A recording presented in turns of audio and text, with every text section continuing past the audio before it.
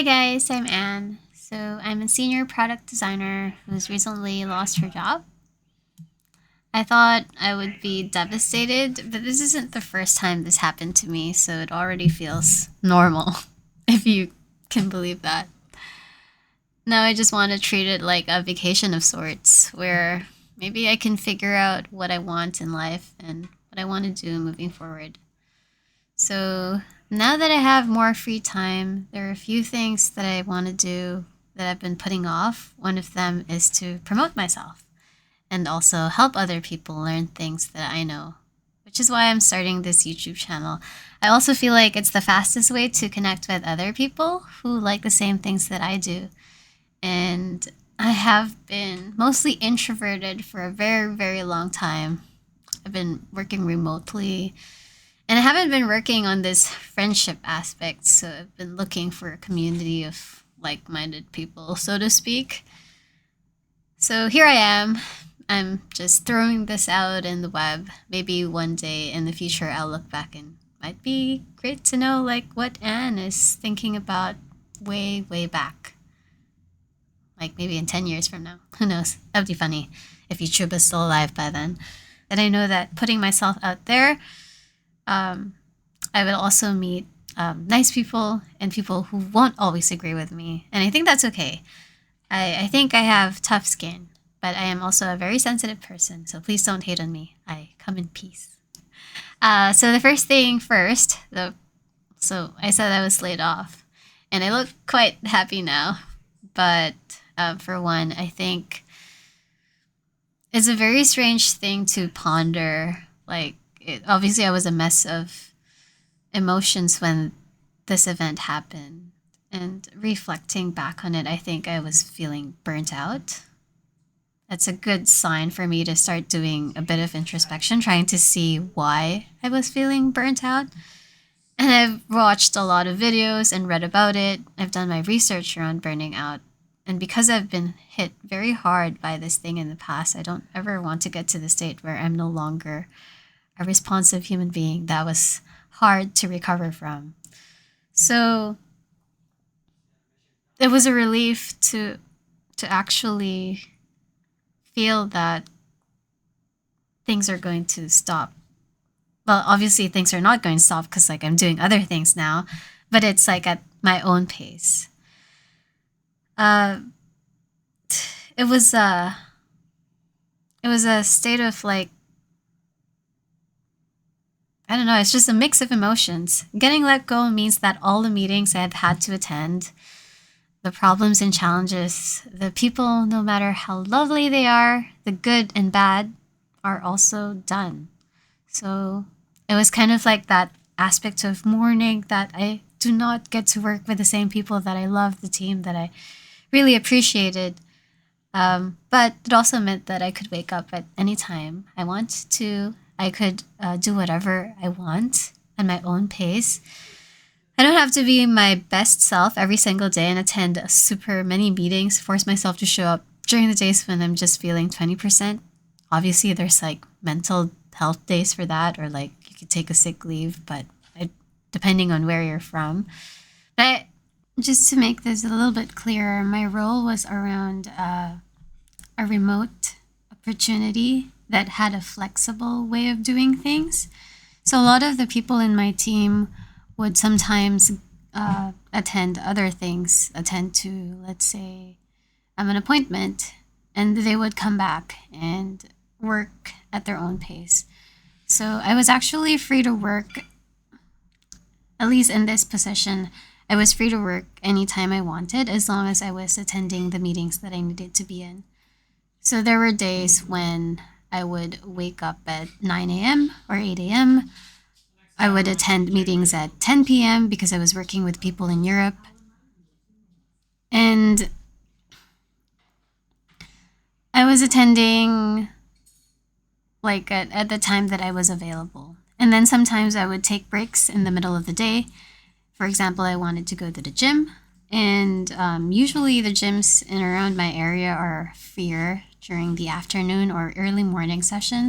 And I actually like the flexible structure of work. It just allows me to do more things at my own pace. And when I lost my job, so this is to clarify another point. When I lost my job, all of this just disappeared. Like the meetings, the things that I had to go to. Now I can just wake up at any time I wanted to. And the reason why I'm sharing this is because like I shared this with a friend of mine and she mentioned that, oh my gosh, won't it be risky that, you're cheesing the system? But I'm allowed to. So sometimes I would say that there are companies that may be out there and tell you that they have a flexible work environment, but because of the number of meetings that you do have and the fixed time zone that people are in, you you kind of end up working in a 9 to 5 anyway. So take my advice with a grain of salt.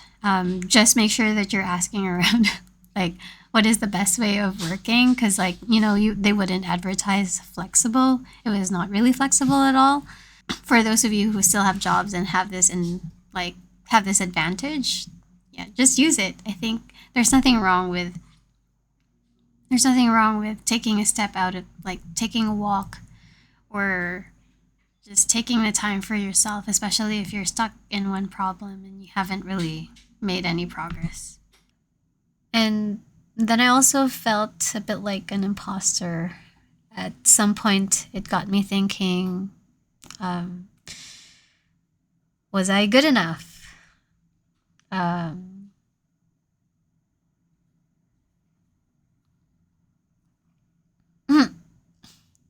I'm not sure. Like, I was thinking if I was not useful or capable enough. And when someone tried to ask me, are you okay? I almost cried. And I'm not saying that I want to stop myself from crying. It's because I already know this happened to me in the past and I know my worth. Still, it was really nice because like the community, my friends, the people who were with me, um, the outgoing support was just amazing. It's like it felt like getting hugged even though they weren't there in person. Obviously, I wasn't okay when it happened, but it really did soften the blow. They said a lot of very nice things and kind of affirmed to me that, it's not about me. Sometimes it's just the way the business runs. Um, I got a lot of recommendations from LinkedIn, and I would hope that you also ask for something similar because it's a way for people to figure out like how good you are at work. It's like social proof, which is nice. And I also talked to a bunch of friends who are very supportive, even my family. So I I didn't feel so alone. People who I have never talked to in quite some time also reached out, so that was nice. And because how the algorithm works, it shows you content that is relevant to you. Excuse me. I still have a cough. I'm just recovering from a cold, sadly. So so I read a lot of like articles and saw a lot of people who also just got laid off, and it feels like um, it's sad because that's how tech is like now. There's so many layoffs that are happening, and I empathize with everyone else in the same boat. But it also made me feel like I didn't have to be embarrassed about it, that I could actually talk about it and not feel like, I just got defeated. It sucks that it's normal now, but it's just how it is in this current landscape. So, yeah. I'm just sad my throat is still scratchy from coughing. So the next thing that came to me is like, what am I going to do next? I panicked because like I had a lot of financial responsibilities. I thought about like my money. Will it last for the next 3 to 6 months? Will I find a job within that time frame, or will I have to start selling my stuff like my place? The first thought was maybe I shouldn't have bought a place to begin with. It was like me catastrophizing over again. But I do love my home. I think it's still a good investment, but if the worst happens, at least I still have this place that I can maybe sell. That would suck a lot. There's also such a thing called EI. So if you work in Canada, like myself, EI stands for Employment Insurance. So I've been told to apply for it, and I know I'm going to apply for it eventually. I don't know about other countries, but I've heard that you can also buy employment insurance in other countries. You just have to look around. And also, I think in the United States, there's like different laws and ways to apply for it per state. Don't count me on that stuff. I'm just blabbering like what I remember from the top of my head. Maybe next time I'll try to research it so I don't come off like sounding like an idiot.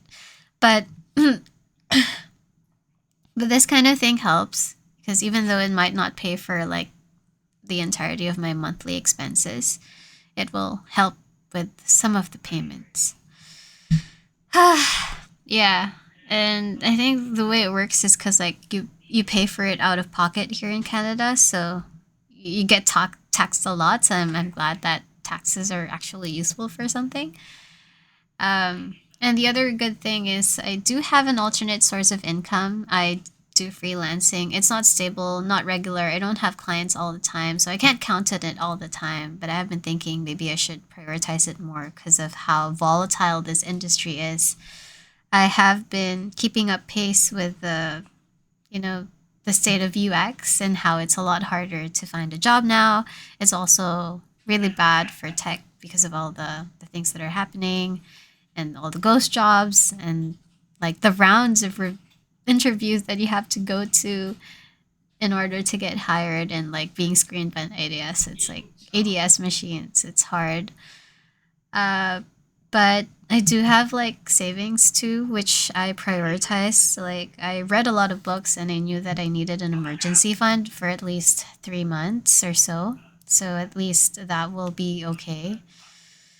But that also means that I need to start looking for jobs because as a person that also has an extended family and as a person that people count on for tough times, it kind of feels hard if something happens to any of the people I'm close to and I wouldn't be able to help them. So it's like I worry about them, but also I have to be worried about myself. So I have to put like a firm boundary that, I have to prioritize myself first because I'm in a state where I need more money. So now that I have a lot of free time, and I think of this free time as like a place where I could both relax and figure out like where do I want to go next and who do I want to work with for what, why, and when.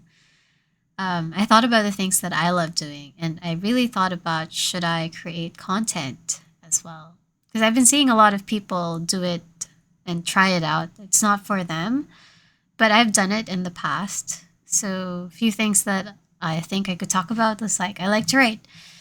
I wrote a book, I published it in a year.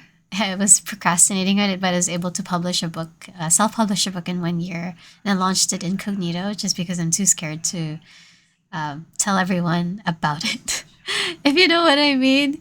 Because, like, I didn't want to be connected to the book that I wrote. I felt like I needed to be more famous for it to be connected to me in person. But I like writing, and I could also share like what I did, what the process was like around that, if anyone's interested. And I think I could use I could also use this knowledge in the future if I ever wanted to write a book about design. So I come from the Philippines and I moved to Dubai and now I'm here in Canada. I've stayed in Toronto. Now I'm in Vancouver. It's a very wonderful, beautiful, scenic city that does not snow a lot, which is nice. I feel so privileged, even though I struggled to get here. And honestly, it was like a struggle. That's why when I think back on all the things that I'd had to endure, I feel like this doesn't even compare. So maybe that's a good lesson to share. Like if you ever hit rock bottom anytime in the past in your life, I feel like that will help you. It will hurt you, but it will help give you perspective on the challenge or the challenges that you're facing or about to face. It's like your past self was able to overcome something so hard, so your current self will be okay. And I think I take some strength in that.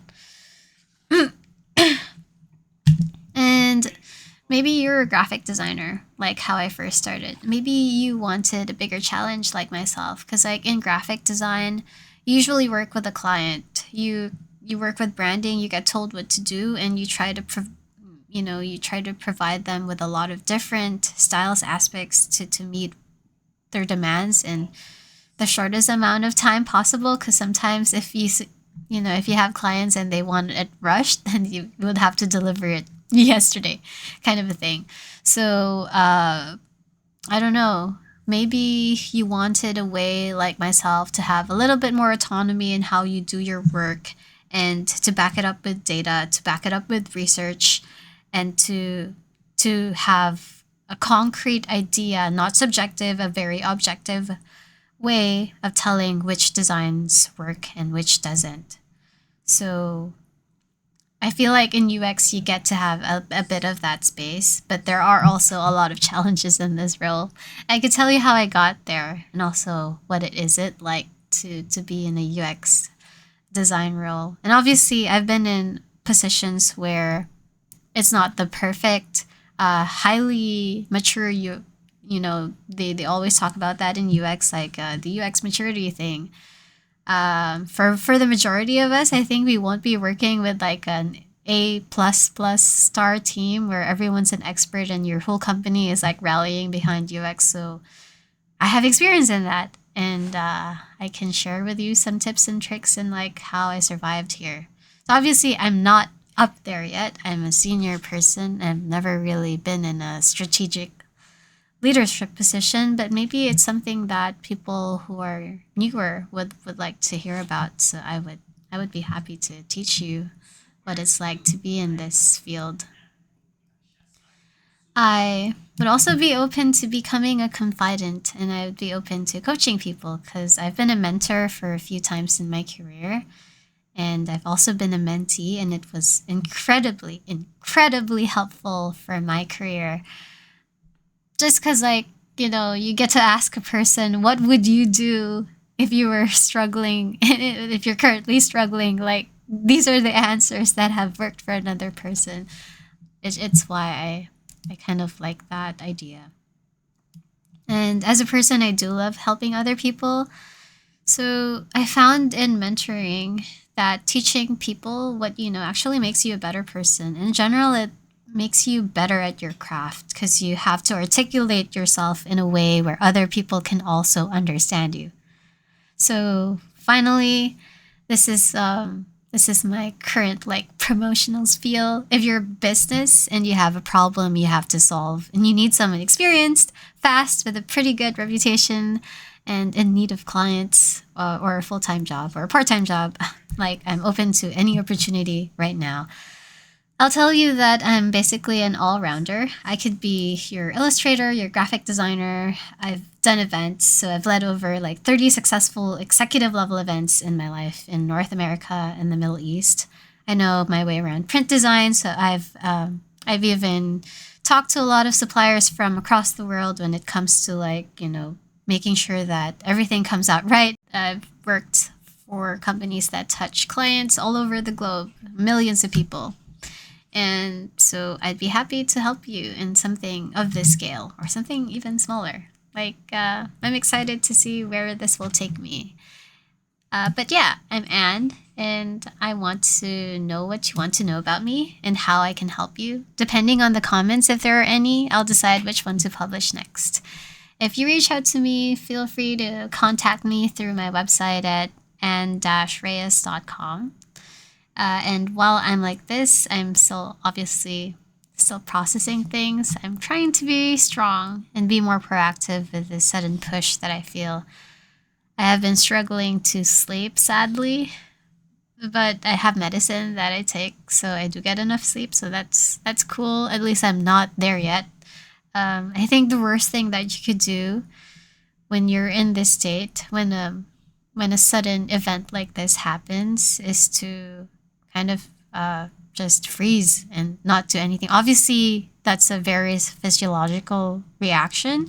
You do need to process your emotions. And while I stop myself from crying a lot of times, I think that's just normal for me because like it's ingrained. Like I grew up being told like I'm a crybaby, so sometimes I stop myself from crying. But it's okay to cry. But what's important is that you have to kind of move forward from that. Like you process your emotions, you understand and accept. Maybe that will take a couple of days, a couple of months even, and just find people that will help support you. I feel like the friends and the people that reached out to me, they were just so nice. If no one reached out to me, I feel like I would have been so lost. So try to prioritize yourself. I know because I'm not the only one that's experiencing right now. I'm not the only one that is experiencing this same challenge and feeling right now. I hope that, you could be kind to yourself. I hope that you'll find time to forgive yourself and be at peace with what happened. Obviously, not all things are fair, and you may have resentment or you may feel anger or the same feelings that I did. Maybe you felt like you were not worth it or you felt like an imposter and you don't know how to recover. Or maybe now you're in debt. I don't know. I just wanted to acknowledge that it's really tough. And the more people that you have around you and the more resources that you can tap into, I think the better. I know this is super rambly, but yeah, I just wanted to get this message across to all the other people that is experiencing the same thing, that you're not alone. And I hope that, this message helps you in some way. This is my first video, so I don't know what will come out of it. But I know that the more I do it, the better you get at it. And I think maybe in the future I'll add those flashy effects. But for now, I'll just keep it very simple and not stressful for my current self. And I will see you in the next one.